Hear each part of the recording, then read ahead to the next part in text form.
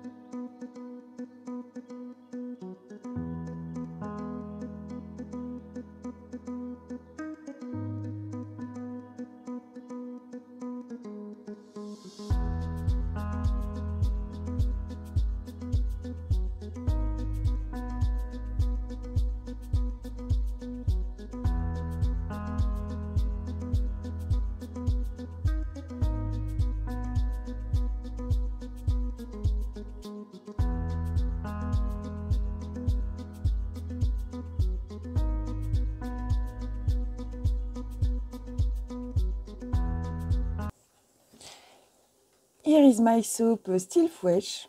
I'm going to leave them alone for a few moments before bringing up to the curing room for 2 or 3 days before unmolding it. See you again at that time. 3 days have passed and I can now unmold my soaps.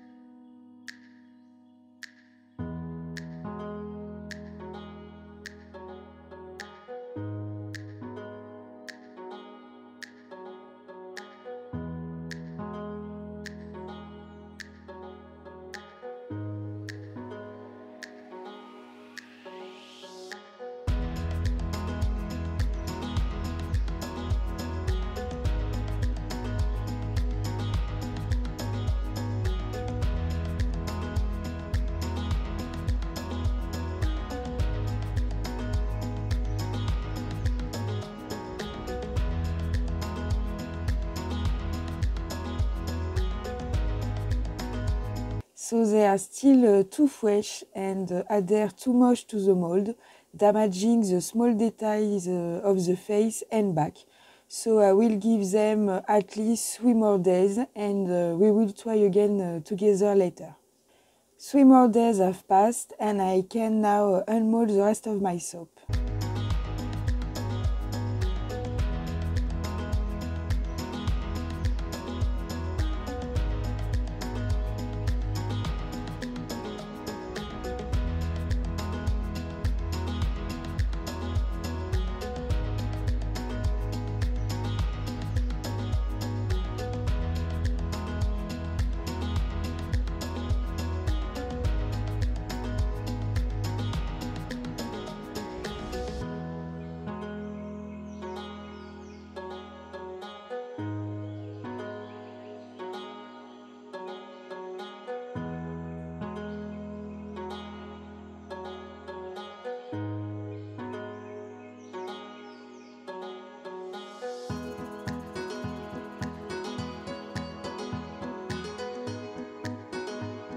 This is what they look like out of the mold. They are really cool, don't you think?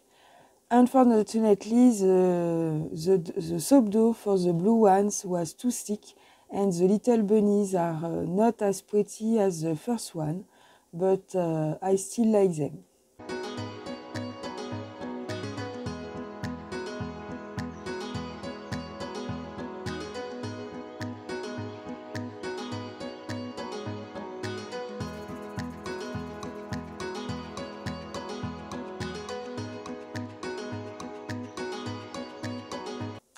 I'm gonna to use Canva to make them nice labels and little box.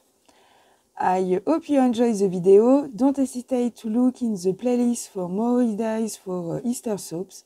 Next week I will see you again with the making of a chocolate and white candle covered with a small spot of color, rabbits and color eggs.